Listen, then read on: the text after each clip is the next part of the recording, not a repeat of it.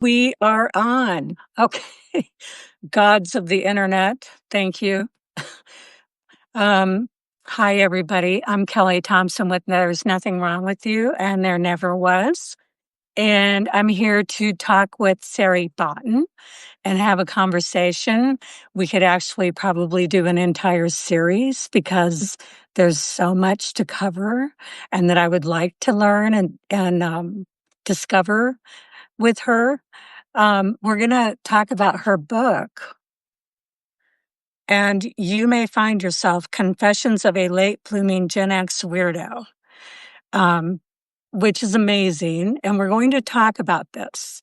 I hear you on live streams a lot, but I don't hear you a lot talking about the book, even though I know you do, but I haven't in a while, I guess. So I'm really excited to dive into this with you. Oh, good. And I will go ahead and introduce you. You're a writer and editor living in Kingston, New York. Your work has appeared in the New York Times, The Guardian. You're contributing, well, you were a contributing editor at Catapult. Are you still? Yeah. Well, Catapult doesn't exist anymore, so Oh, the okay. magazine doesn't. It's a book publisher, but no more magazine. Oh, gotcha. She is the former essays editor for Long Reads, has edited the award-winning best-selling anthologies, Goodbye to All That Writers on Loving and Leaving New York, and Never Can Say Goodbye Writers on Their Unshakable Love for New York. She teaches creative nonfiction. I think you're an adjunct at a couple of universities. You know what? I'm not anymore. Oh, you're not. Okay, well, let's just forget that. It's You're an a old writer. bio. Yeah. You're Okay. a writer. That's what you are. And you're an editor and you're a publisher and you're one of the most innovative ones that I can think of Oh, thank who's you. in action today. So she publishes the newsletters Oldster Magazine, Memoir Monday, and Adventures in Journalism. Memoir Land. But yes. What did I say? Memoir Land. Okay. I must have said it wrong. Did I say Memoir Monday or something? You did. Okay. Memoir Monday is one of 4 verticals at Memoir Land, but it's all good. Okay, great. Because I love Memoir Monday. That's probably why I said it.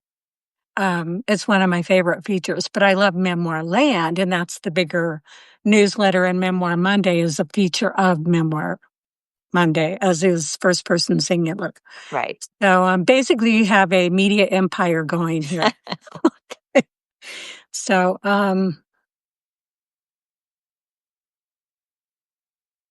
think I'll just start with there's a little quote in the foreword in the beginning of the book by Laura Lipman. Who the hell do you think you are? And the reason I start there, and let me just say, who the hell do I think I am, is what I thought interviewing Sari Botton and doing Oh. this. But that has to do with who the hell do we think we are writing memoir and personal narrative, right? Do you want to say a little bit more about that?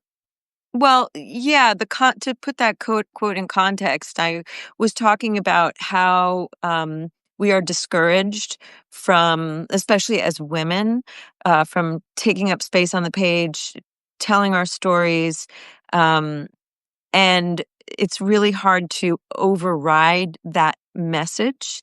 Um, and so I think a lot of us struggle with this voice in our head that says, who the hell are you to think that your story matters, that you have something interesting to say?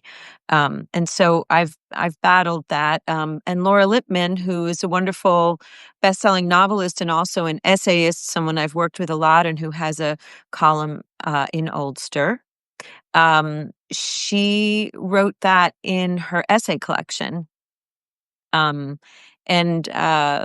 yeah, so I was happy to see Laura also. Laura, who is someone who is wildly successful, to know that she also struggles with this notion that maybe you're not permitted to tell your story or to take up space on the page. That was very validating for me. And I really think that this book is an answer to that question. Oh, thank you. And it's a beautiful answer to that question. And it's an answer to that question for all of us who might wonder that and think that about our writing and as essayists and memoirists and as substackers, as writers in general. Who the hell do we think? Who wants to read my stuff? Yeah. Well, read this book. Aw, thank you. Oh, seriously. There's some real genius in this, which we will get into. I absolutely love the foreword, Sari, and it's really amazing because it's so instructive. It's sort of an instruction on memoir and writing essays and the craft of writing in general, and it really educates the reader and tells the reader what to expect and gets us prepared for what this is. And it really, this book, in a way, and you are championing memoir and personal narrative. Yeah, I have been doing that my whole career, standing up for the memoirists, the personal essayists. Um, there are a lot of people who it's an easy category to punch down at. The vulnerable people who are trembling over here, uh, feeling self-conscious about sharing our stories. Um, Mhm. so I've always stood up for that. I wrote the foreword as much for me as for my readers. Um, I wrote it to remind myself of why I was doing this and why I should feel permitted to do it. Um, Yes. and Yeah. and so, um, it's funny because I have a foreword and an introduction, both written by me. Mhm. And they serve different purposes. The foreword is more like, artist statement, and the introduction is more like, kind of orientation. Gotcha. Yeah. So I really loved both. The introduction is called Greetings from Weirdville, and so we will get into that. Um, let's go back to the title here, Confessions. Okay, so you speak about that in the foreword, and you say you wanted to write that this is a collection of essays, but maybe more a collection of confessions. And that also ties into who the hell do we think we are and the punching down on writing personal narrative and memoir, especially, directed at women. So do you want to talk about that a little bit?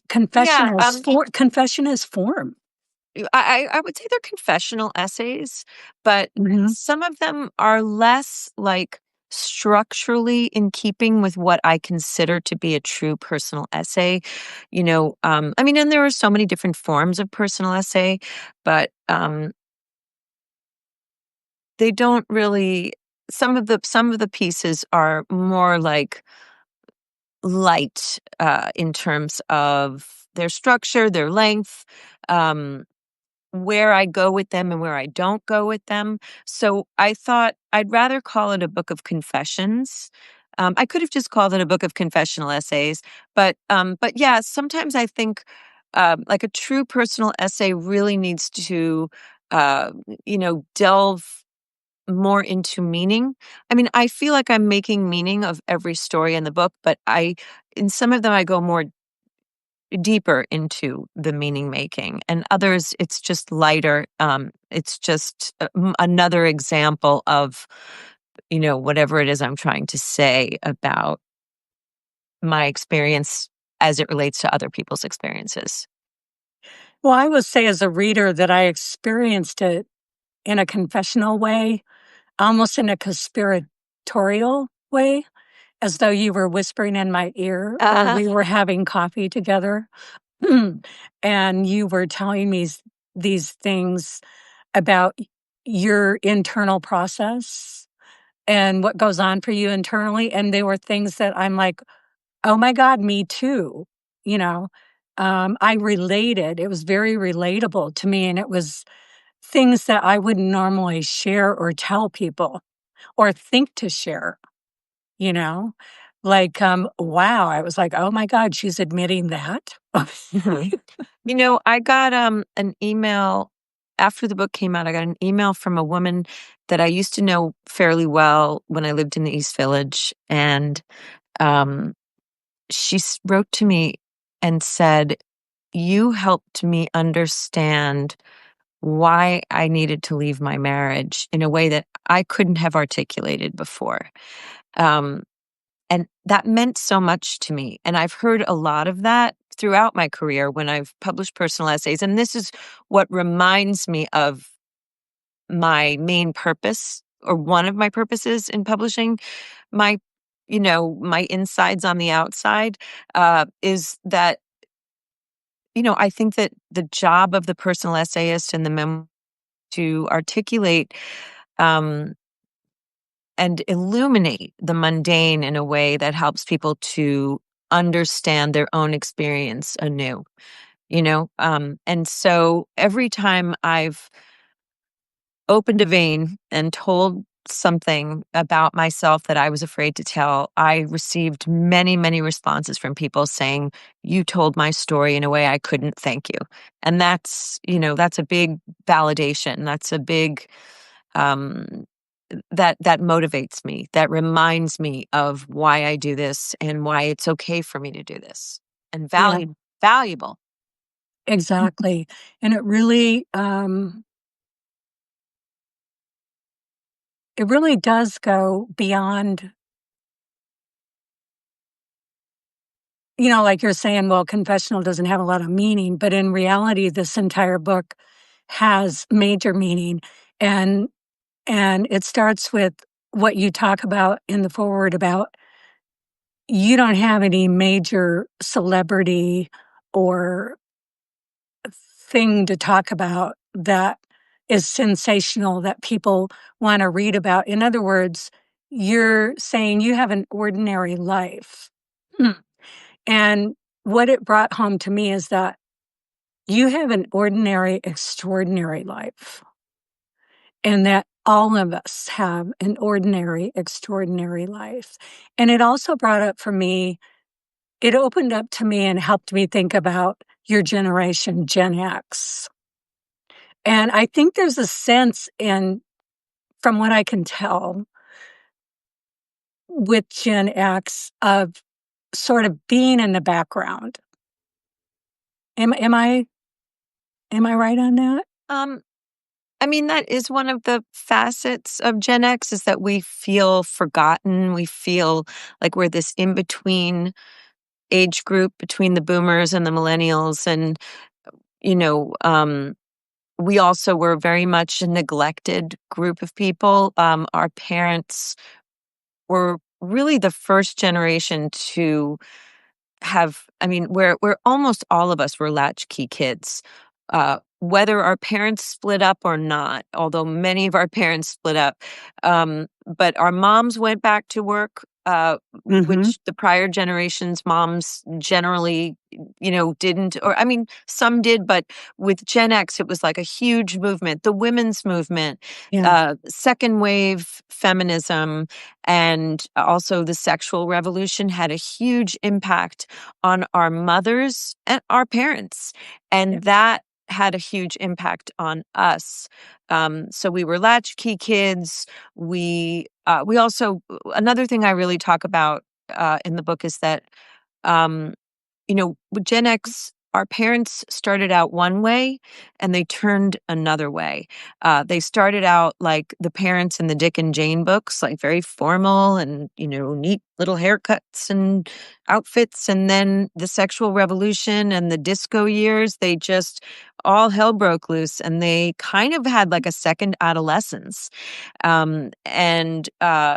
mean, I think about, I would go to sleepovers at my friends' houses and their mothers would be having sex in the next room really loudly, and like it was crazy. Like the parenting was, it started off with one kind of parenting and went in mhm. another direction, and the people that we looked up to changed dramatically in terms of how they presented as adults, and I think it gave us very mixed messages about how to be adults.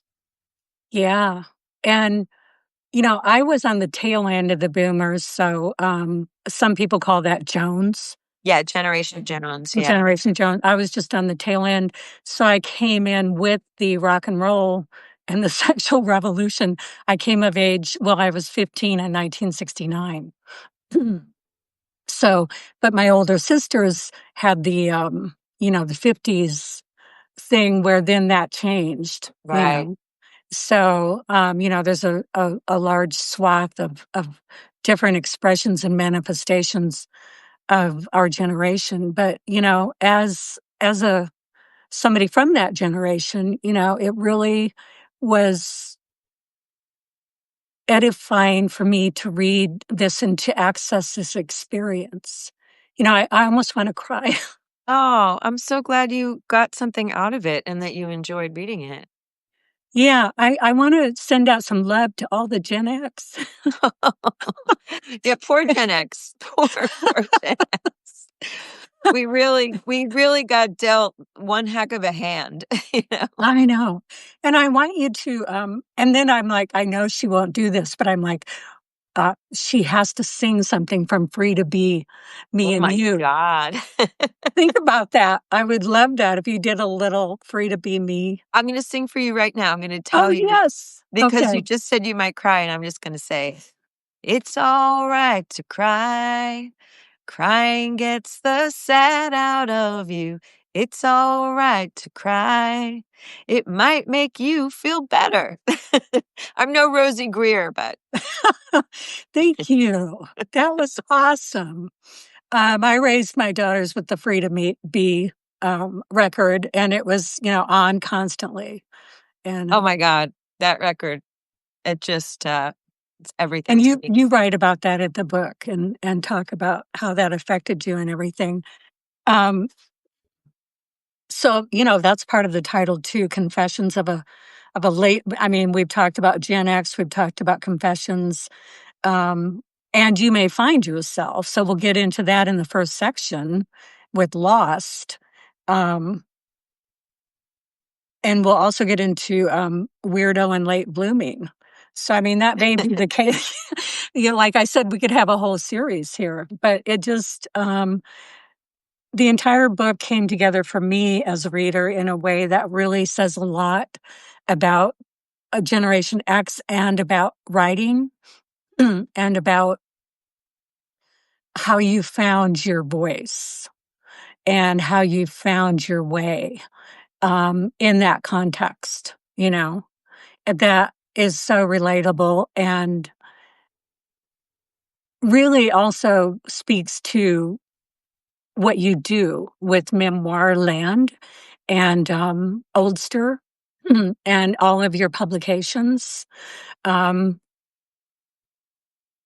I feel like what you experienced, like you've transmuted and there's sort of an alchemy in your whole experience that has ended up in the treasure that these publications where you feature other people's work and you really champion the personal essay and the writer by doing that and the oldster. So it's like I got a lot out of it. I really did. I could really see behind the curtain a little bit, Mm. which was which I really appreciated a lot. So and you were just I don't want to get off track. I want to go back to why why you write.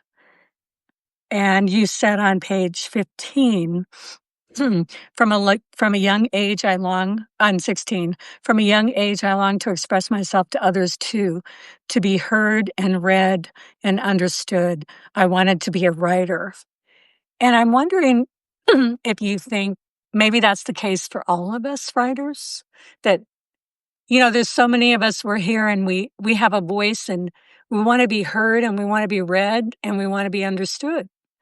You know, Absolutely, and I'm absolutely. wondering if that isn't what drives writing, Yeah, period. I You think, know? especially for people in the memoir and personal essay space, I think that is a very common, uh, you know, way to feel.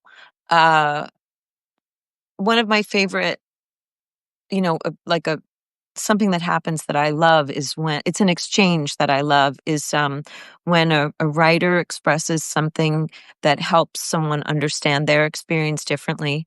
And then that person tells the writer, you help me by, expressing Mhm. something I've experienced in a way I didn't understand it before. And then both of them don't feel alone. So I feel like there's something about the whole field, the whole genre that kind of creates this sort of echo chamber of emotion and feeling and humanity.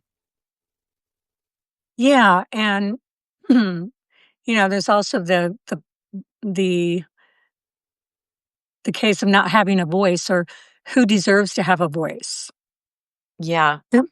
Which you talk about, really.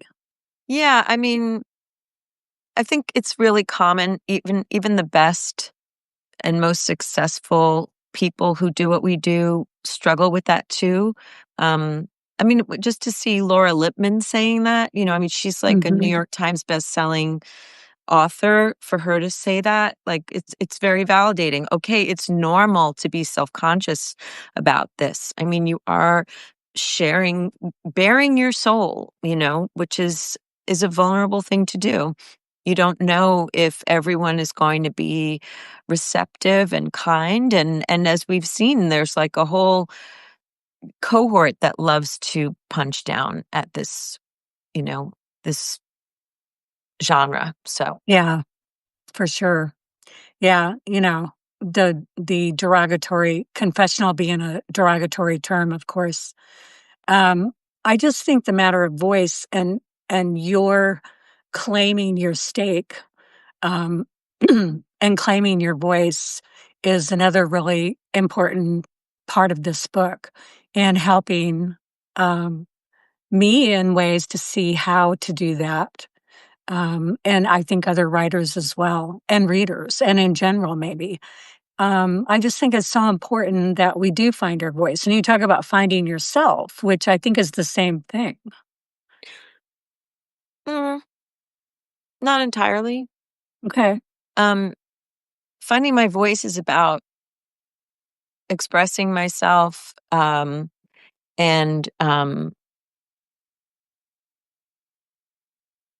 finding my way is more about making life choices that are that resonate with who I am rather than who I want to please. So Yeah. they're Yeah. slightly different. I think that they kind of go together because if I'm following cultural conditioning and being who I think I'm supposed to be and who you want me to be, then I'm really not using my voice in my choices or in my daily life. I'm not really living who I am, Mm. really, um, which I really related to as well. And you talk a lot about feeling like an outsider and a weirdo and not fitting in and that horrible experience that you had in middle school and high school with bullying, basically, you know. Um, and I was kind of wondering when I was reading, I was wondering, does everybody kind of think that everybody else is fitting the template? Yeah, I've learned since publishing the book and doing events and getting emails from people that just about everyone feels different. Um, in their own ways, which is what also, like, that's the one of the universal points I'm hitting on accidentally. Um, I think we all feel a little subconscious. We all feel a little bit different. We all have a desire to fit in and don't know necessarily how to do it. Even some of it's funny. I had an experience with someone who to me seemed like a mean girl years ago, not that long ago, like as an adult. And Mhm. then she like bared her soul to me and was like, I got bullied in 8th grade. I was the victim of mean girls. And I was thinking, like, wait a minute, you are the meanest girl I know. And I was like, okay, so we all have some version of that experience, or a lot of people do. Um,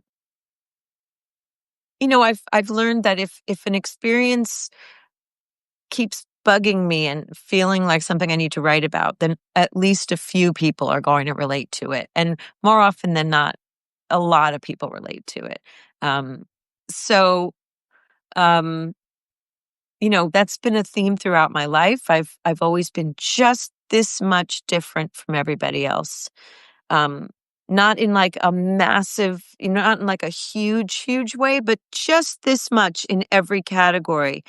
Um, whether it's having a weird name, or being Jewish in a town that didn't have a lot of Jewish people, or being, a bad athlete. I failed ninth grade gym, or, just my parents were teachers. My mother was my Hebrew school teacher. My dad was fifth grade teacher in my school. Like, these things just put me just outside of the mainstream. And it made me feel like, oh my God, everywhere I go, I'm different. I'm just a little bit different. Um, and it was this recurring theme, and it's something I've thought so much about, and I knew I had things to say about it. And it turns out, I mean, so many people have felt exactly the same way, even people that I thought, oh, that person totally fits in, or that, as I said, that's a mean girl. Not, so I hit on something kind of common. Yeah, I think school is well, my education was interrupted because, I wrote about it in The Lottery of Girlhood. I had an experience, and then I ended up getting pregnant at 16. So part of reading it for me was access to something I actually didn't experience because I kind of left Mm, school, dropped out, had a baby. wow. Wow. Yeah, but I did experience it. It was the end of ninth grade when I was targeted, and, in a really life-changing event, and I'm sure it was life-changing for you as well. But I really did love also that you talked about the ways that you were a mean girl, that you brought in, that you participated sometimes, and I think Yeah. we all do. We all do.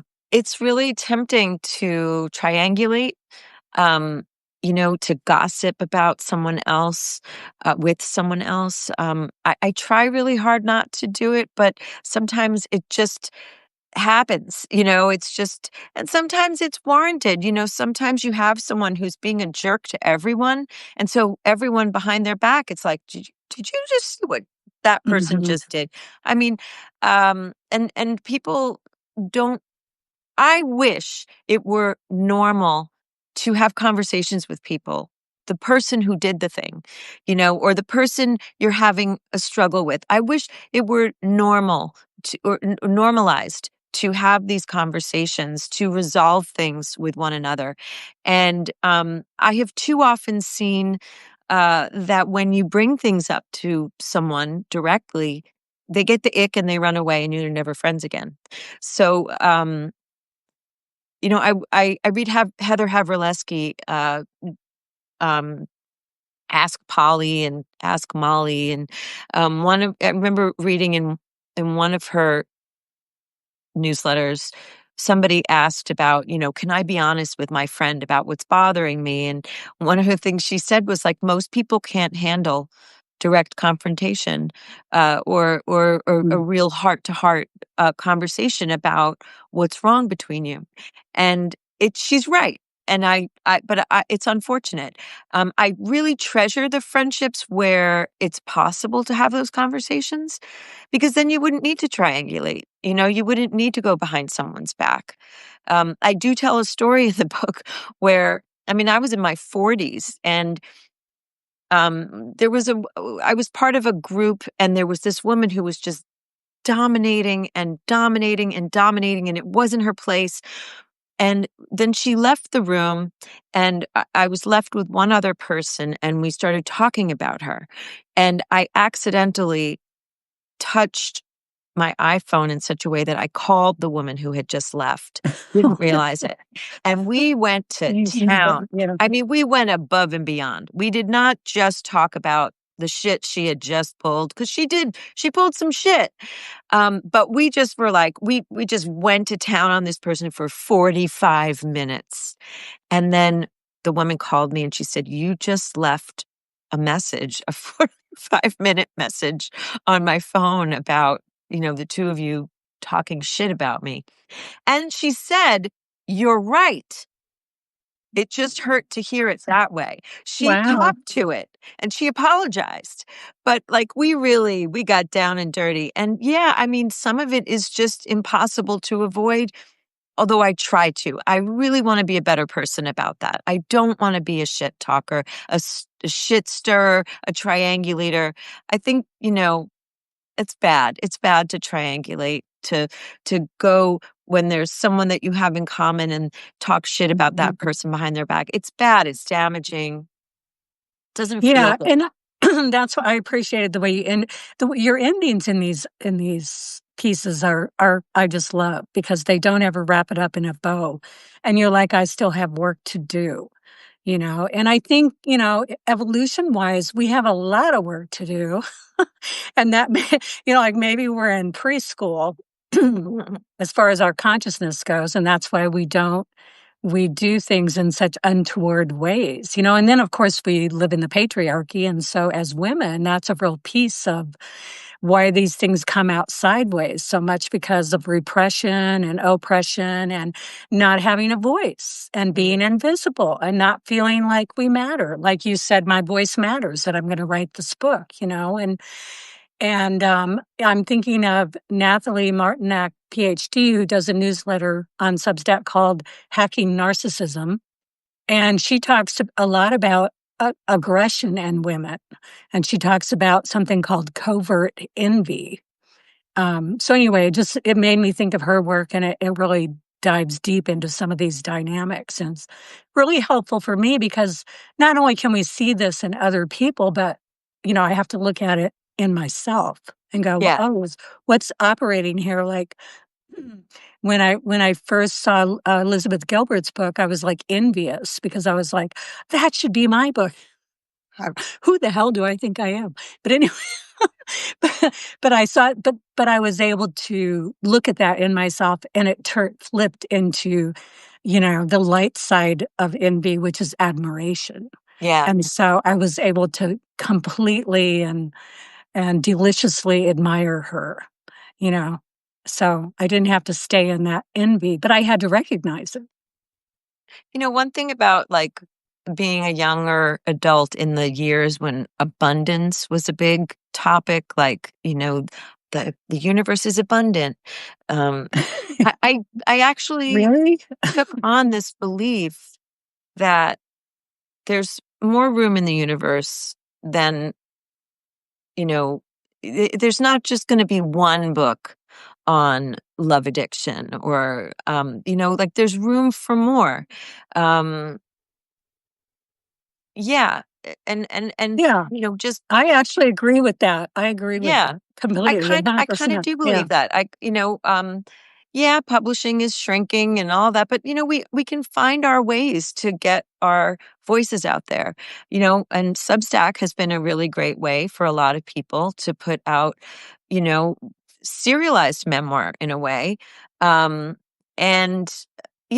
maybe then you turn that into a book. It can either be self-published or it can be hybrid published. I mean, there and one of the things I'm trying to do with Memoirland and the Memoirland Author Questionnaire series is to show all these different alternatives that people have used to publish their books. I have some people who've self-published, done hybrid publishing, published with micro presses. My memoir was published with a very small press in New York City.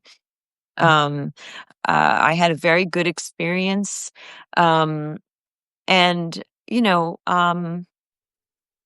there are a lot of different ways to get your story out.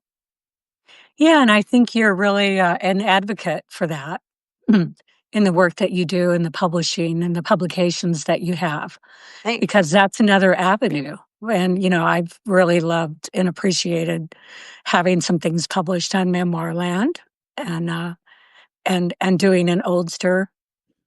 Yeah, another thing you do that I really love is the Sober Oldster, which you collaborate with the Small Bow, and that's an amazing series. Thank you. And then you have something going with Liberty, Literary liberation. Literary Liberation, and that's kind of Charissa new. DeGroot, yes. Yeah, and that's interesting. So you're kind of doing that. You're doing the thing there that opens doors for all of us, and I think it is literary citizenship to open the door for others.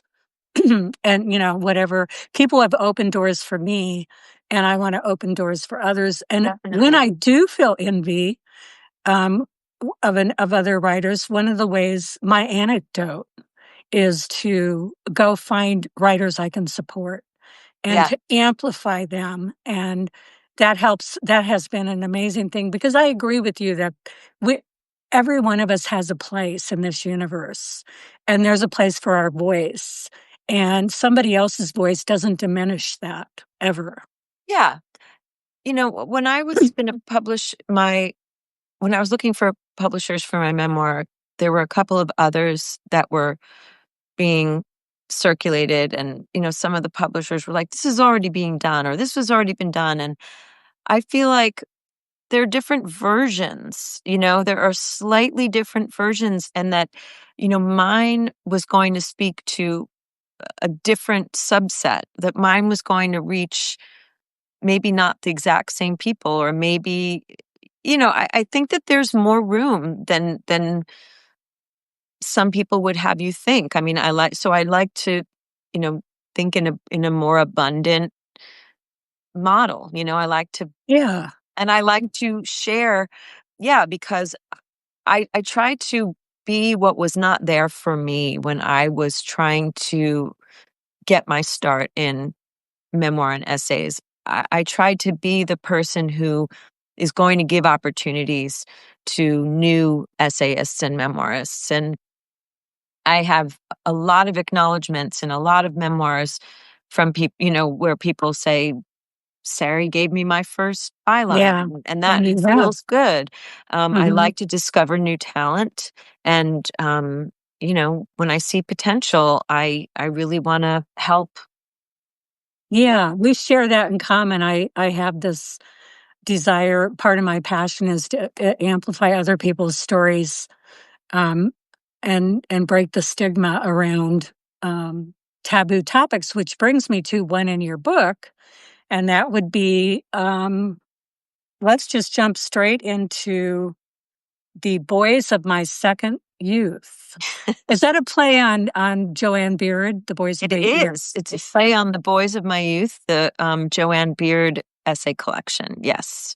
Okay. Yeah, I love that collection.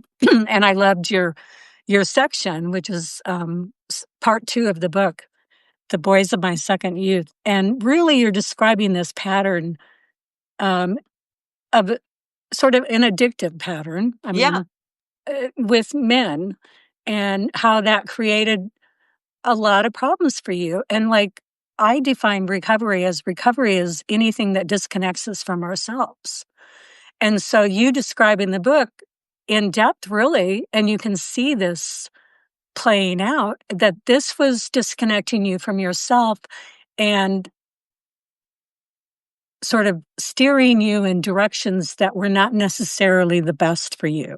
Definitely. I identified with a lot of All the Way to the River, Liz Gilbert's Hmm. latest memoir.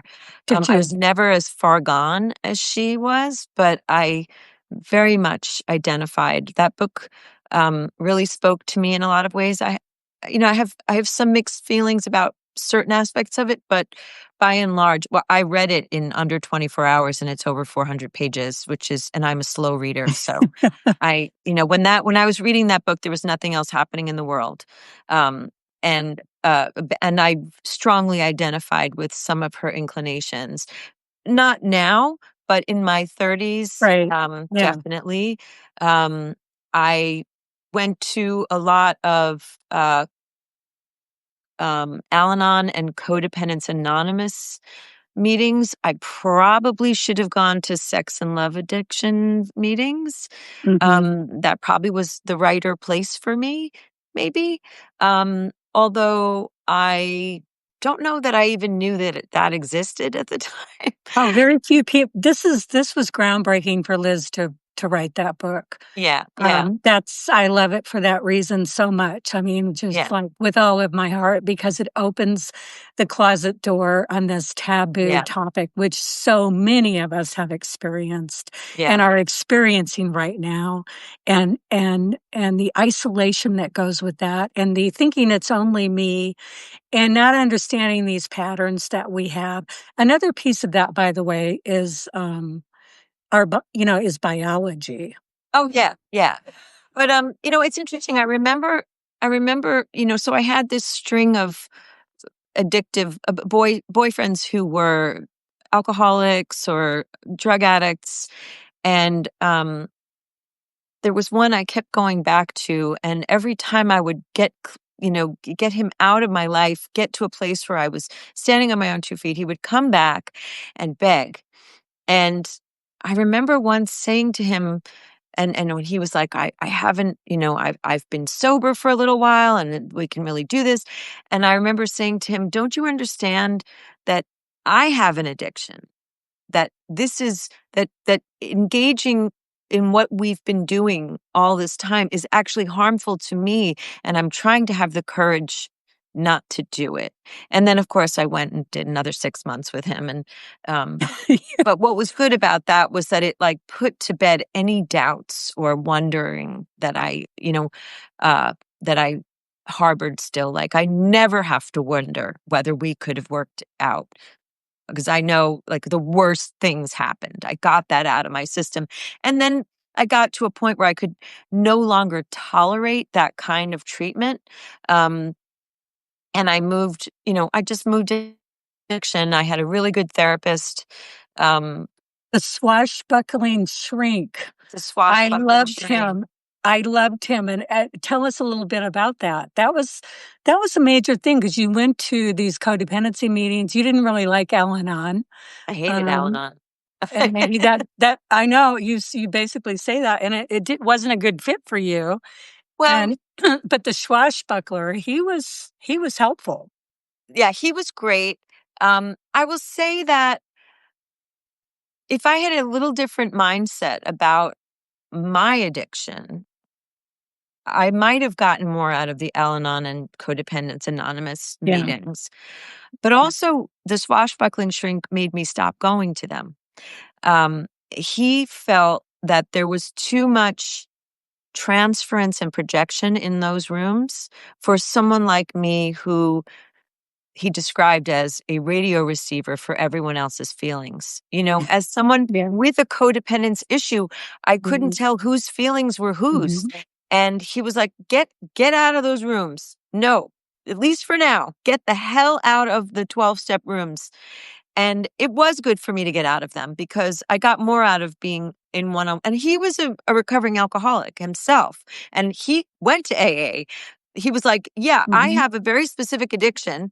I go to these rooms, I get what I need, and I get out. You are not. You're a codependent person. This That is was not good not for you." working for you He was like, at that "Get the hell time. out." Yeah. Mm. Um, and but he also was. He was so different from any other therapist I'd ever had before. Um, he was also the only male therapist I ever had, but he was very direct, confrontational, and he would make fun of me. He would help me make fun of myself. And he did it in a way that with his Yeah. humor, he let me see how absurd my choices were. And once I could laugh at them, I could see them outside of myself and realize, oh, wait, I don't want to do that. Yeah. That makes no sense. So but he would get me to laugh at myself. Like the thing that he did a number of times was at the end of a session, he would open his door into the waiting room where there was nobody, and he'd say, "Here she is, ladies and gentlemen, the needless wonder, able to exist on air alone." And that just made me realize how I was posing as this needless person. Um, I really believed it of myself, or I believed that that would get me what I wanted. by Mhm. I sublimating my love that needs, so I'd get much. my needs met.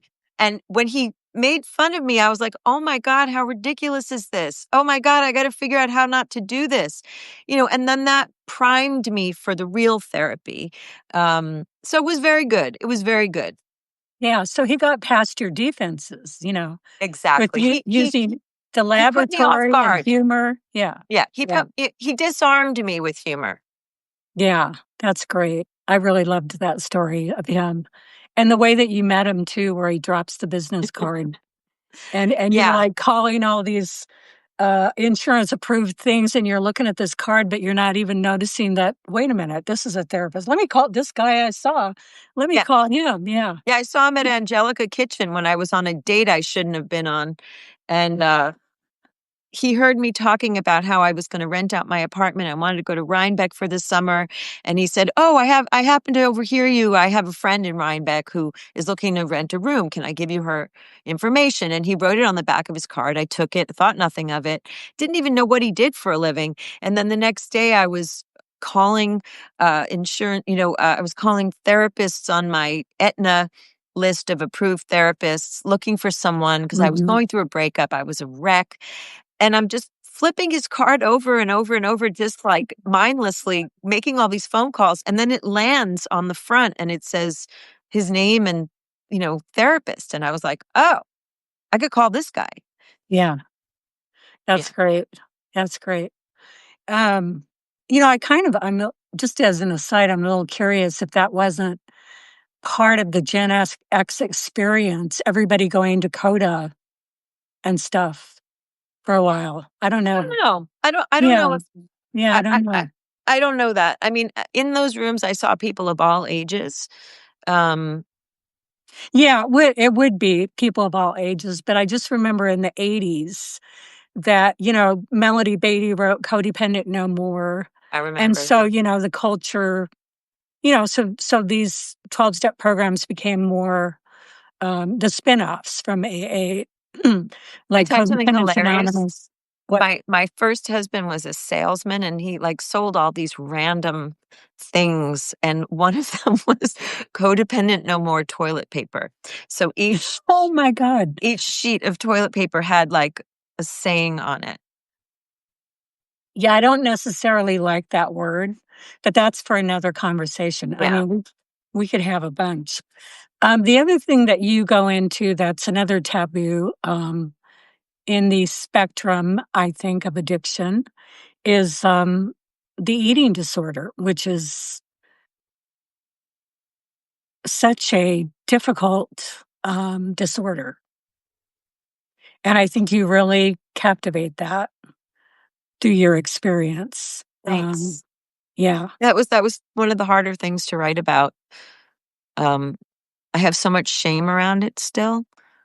Do you? Um, oh god, yeah. Um, but it was good to write about it, and as I say at the end, like, I thought I was gonna write something funny about it, Yeah, that was um, good. and then I It's realized there's not nothing funny. funny about it, and it's Yeah. the reason it's not funny. I mean, aside from the fact that it's a psychological, it's a disorder, it's a behavioral disorder, and very painful and difficult.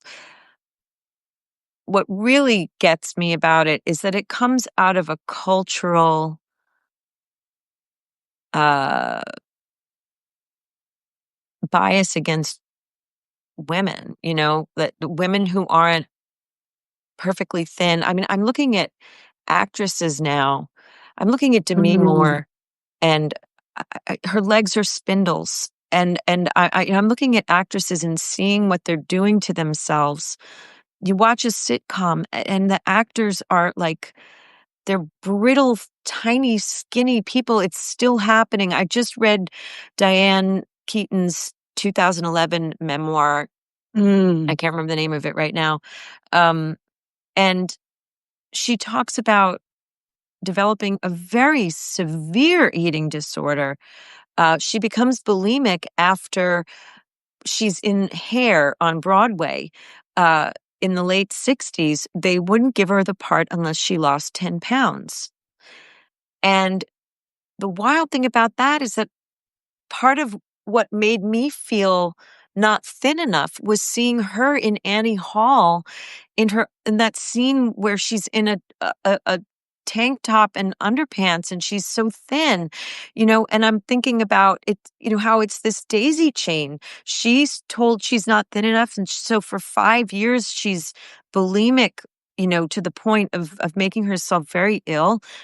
And then she's super thin, and it's ricocheting off of other people, and it's still happening. And the Ozempic era, I mean, on the one hand, I Mhm. I salute anyone who needs it, and it improves their life, it improves their health, but also I see a lot of people who are just making themselves skinnier than they already were, and they were already pretty skinny, and it's really like changing body standards in the wrong direction after all this body acceptance. I've worked so hard to come around to body acceptance. I'm a short, curvy person. And when I try to not be curvy, I hurt myself, and I don't want to hurt myself. Um, and so I think if I lived in a culture that celebrated women's bodies of all sizes, I wouldn't have had an eating disorder. Yeah. Well, I mean, somebody wrote in a blurb, in her edgy, tender, witty way, Sari Botton has written a book for any woman who ever contorted herself to fit culturally imposed ideals. In other words, all of us. And that's Beverly Donofrio, if I said that correct. D'Onofrio, Bev D'Onofrio, yeah. Donofrio. She wrote Mm, Riding in Cars with Boys and 2 other memoirs, and she's I'll have to wonderful. read her. You said she's kind of a mentor. Yes. Yeah. So, but I mean, the cultural conditioning is, well, it's something I write about a lot. The cultural conditioning and the programming, and how we're caught in these cages of conditioning that we don't even know is conditioning. Yeah. And you talk about, I mean, this is about finding yourself. And so in the first section, you're lost, and you're going through this whole book, and then you're in the section with the boys of your youth, and you're being controlled by these conditions, by the conditioning of the culture, Yeah, and you're we feeling all are. different. Yeah, we all are. So you're feeling different, like a weirdo, because you don't really like houses, and you don't want to have children necessarily. You don't have any natural maternal urge. You don't make a decision about that, but you kind of just like don't feel it. And there's a lot of ways that you don't fit into that template of, this is the pattern and the way that you're supposed to go in life.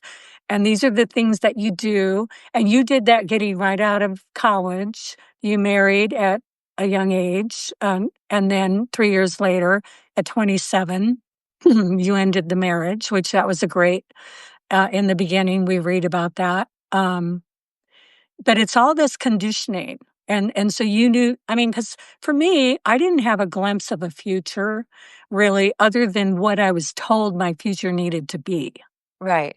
Well, I mean, you the know? culture is always telling you what to do when, and I mean, that's kind of that my anxiety about not doing things when I was supposed to do them is part of what Oldster came out of. I wanted to find out what everybody else was thinking and feeling about these milestones that we're supposed to meet in certain ways at certain times. And um, yeah, I mean, Yeah, and that was the genius of that. That's what came out of, I saw that. I'm like, this is where Old Store came from. And it's so beautiful because you're breaking that template. You're like saying, age is not just this one thing, this one trajectory. We don't have to follow this developmental. right, I'm thinking of Erickson's developmental stages, and it's right. like my developmental stages were interrupted in profound ways Yeah, that yeah. now you're telling me I'm in my third stage of life and I'm kind of fucked, I'm just, you Well, I know? mean, but also now we're living longer, and I think that has disrupted, but, that's disrupted how what we should be doing when or whatever should, Mhm. But I did a piece on the quarter life crisis for Oldster, And all these people in their late 20s and early 30s wrote in and said that they have the same anxieties that I had and my cohort had, and 30 years ago. Um, even though we're living longer, people are still worrying, and from between 20 and 25 and 30, am I on the right track? Am I to, if I don't get the right job by 30, my life is ruined. If I don't find my right life partner by 30, my life is ruined, even though we might live to 100, you know? It's so Yeah, yeah. I think, it's important to think outside the box with these things. And that's what I'm trying to do with Oldster, is to kind of present alternatives to mainstream ways of thinking about our ages and what we're supposed to be doing. I love that. Yeah. Yeah, absolutely. Um, you said something that triggered me. I should versus whatever. Yes. Should versus whatever. That, that, I wrote that with regard to Gen X parents, how they started out in a very should mode. You should do this by the, and then with the sexual revolution and the divorce boom and all that, it all went to whatever. It was like should to whatever. And yet the shoulds still are there. They're still out there. I know. You're I mean, still, I think, yeah, what happened was going from the should to whatever, that was a rebellion. It wasn't a transformation. yeah, kind of. It was a rebellion. It was, and it had an impact, a lasting impact on that generation and our generation, but it also, like, left a lot of question marks about, how do you maintain a certain amount of freedom, but also be an adult? How do you, kind of forge your own Mhm. path, but be accountable to the people in your life? Yeah, Yeah, should or whatever. Yeah, I think that was mostly rebellion. And I think at this point, what I see culturally is a lot of actual uh, transformation, interchange, awareness. so in Mm. some places I see that, but, you know, um, not You're not everywhere. too optimistic. I Mm. don't know. I don't know. I Yeah, feel like the whole world is suddenly spinning backwards, and it's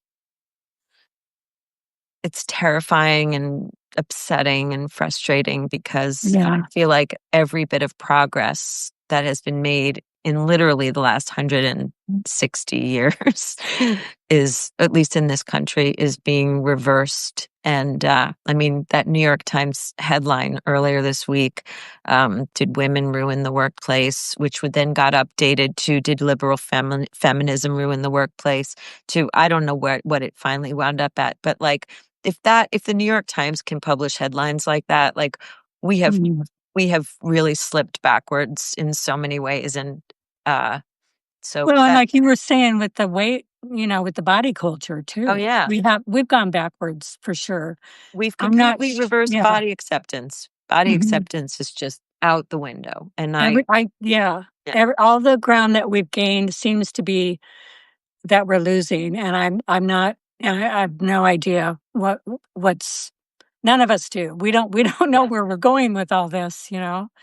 But the other thing you talked about in the book is, and you've mentioned a few times, is the divorce boom.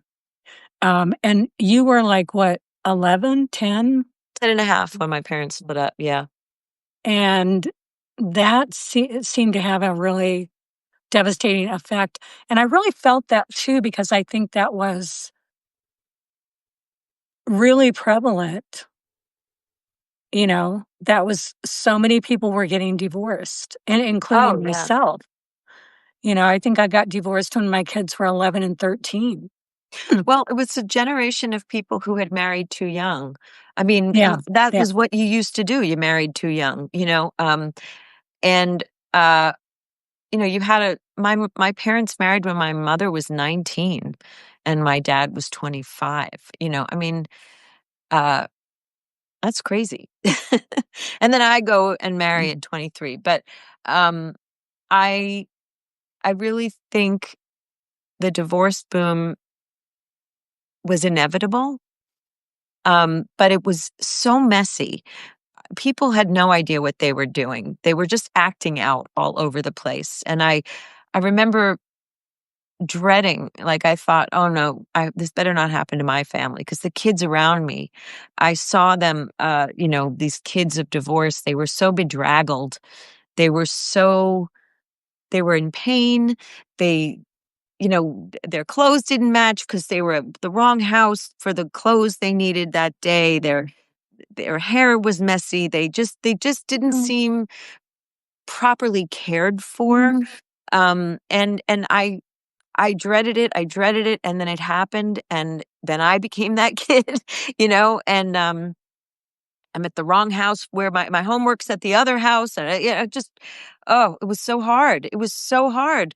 Um, and but, there's been a lot of, I think, awareness since then about how to care for the children, Yeah. and I think nobody had any idea in the mid-70s how to properly care for your children, you know, make this shift in a way that is not so disruptive to their lives and their well-being and their emotional well-being. And it was really a mess. It makes you wonder. We seem to be undergoing a cultural revolution for, uh, I won't say, for good or for bad. It mostly seems bad. And I wonder how that's going to affect this generation of children, because it's this cultural revolution that Gen X kids were subjected to, and that we were all in this mix of I working mean, all of there's this out. definitely Yeah. another divorce boom in happening right now. It's a lot of the families that went through the pandemic, you know, it really underscored how much more the moms do. Um, and in a lot of cases, the father made more money and the mother had to supplement, made her work and become a kindergarten teacher, while also trying to make some money. And I think a lot of families did not survive the Yeah, pandemic intact. I agree. And I understand it. And also I think, now you have this heterofatalism movement, and uh, I'm happily married to a cis straight white man, and we have a really good thing. But I also think we have something unusual. I think it can be really hard. I think structurally, heterosexual marriage is hard. Yeah. Structurally, I think, it's not just about individuals.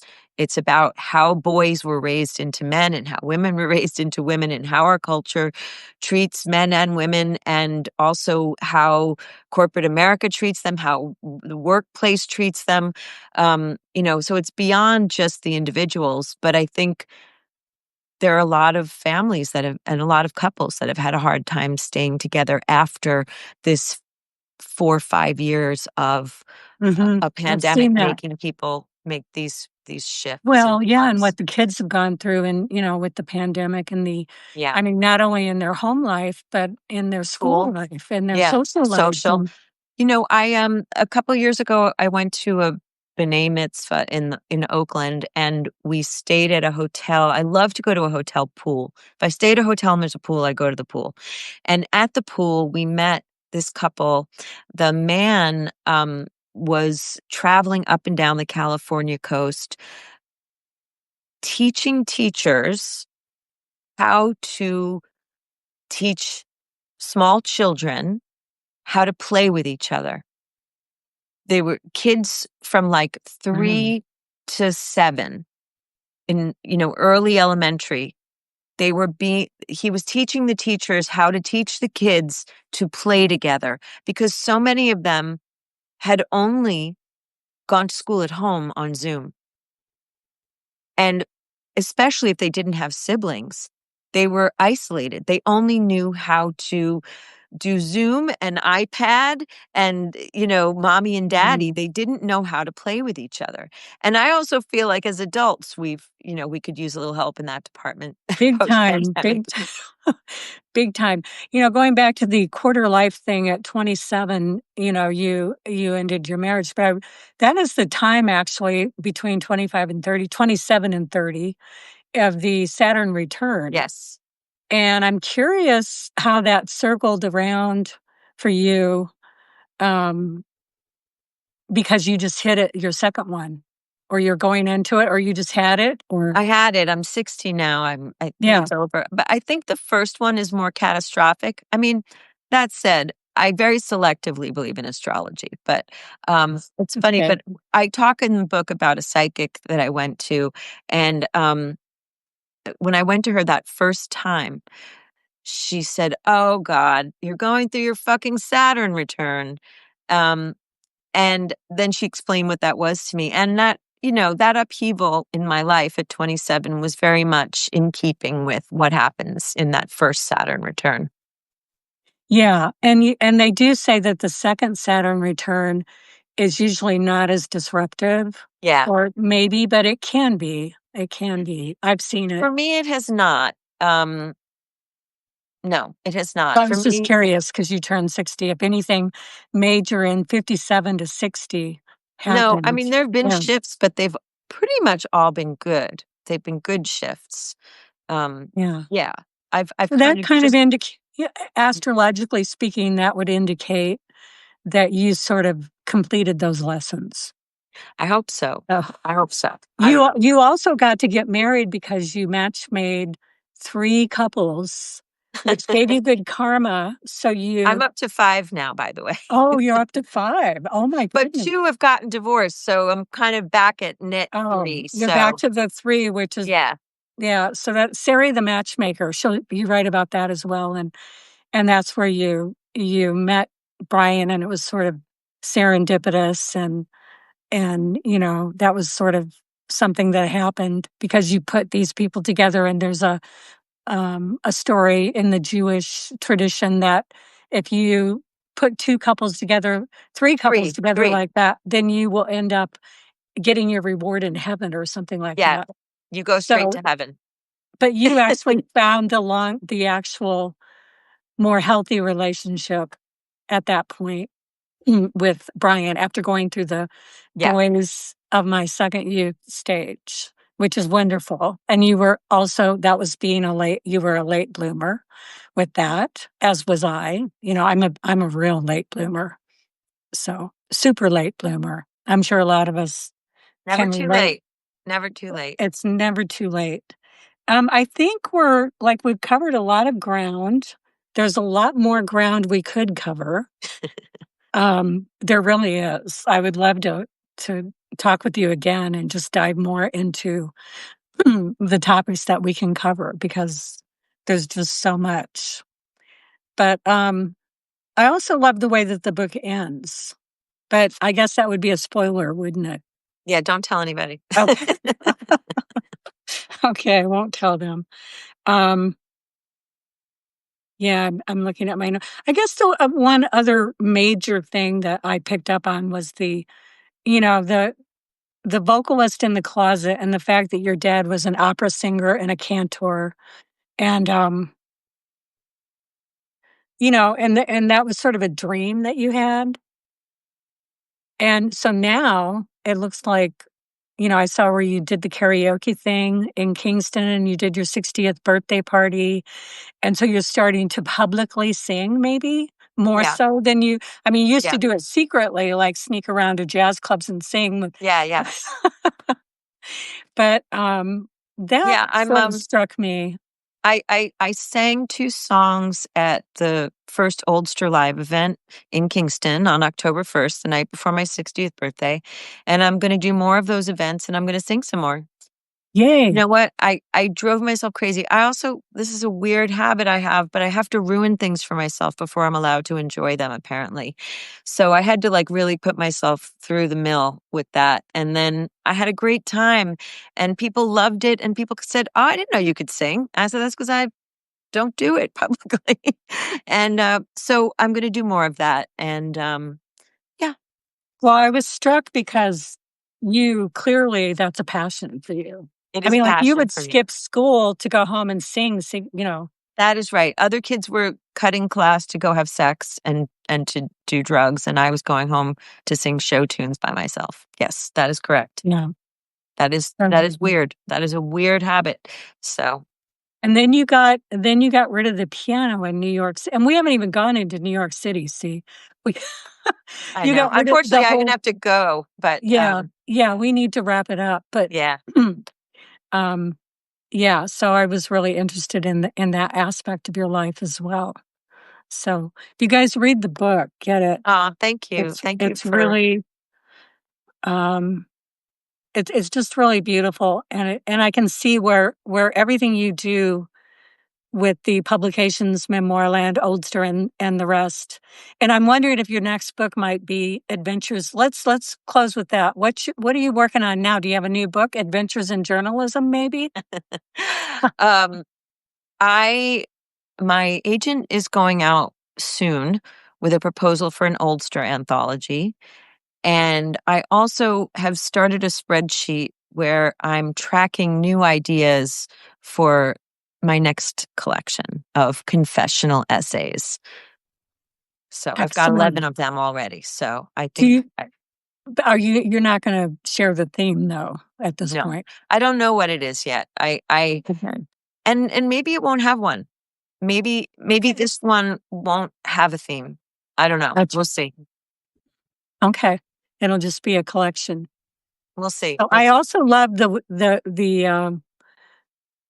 fact that this is a collection and it's a memoir at the same time. So Thank you. yeah, it's a good model for me and is very helpful.